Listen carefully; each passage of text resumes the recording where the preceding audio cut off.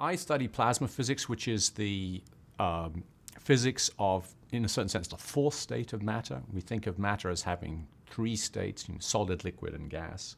But if you heat up a gas even hotter than we normally see on the Earth around us, the electrons are stripped from the atom nucleus, and the two become separate, and as a result, the gaseous medium can conduct electricity, and that is what we call a plasma. So examples of naturally occurring plasmas on Earth are, for example, lightning bolts or fluorescent lights, and these are examples of the plasma state of matter. Actually, as a whole, the universe has much more plasma than it has solid, liquid, or gas. But that's because we live in this planet in a kind of unusual area of the universe, and so we're not in the typical state of matter here, and that's why we have plenty of solids, liquids, and gases around us, which just enables us to live.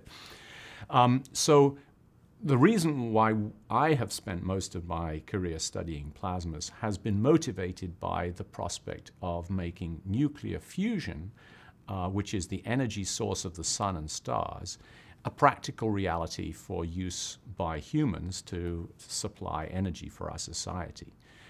As I say, the sun and stars operate by a form of nuclear energy, which instead of the form which we're most familiar with on Earth, which is fission energy, that means taking heavy elements like uranium, breaking the nucleus up, and that releases energy which we can then collect and drive electricity generating turbines with.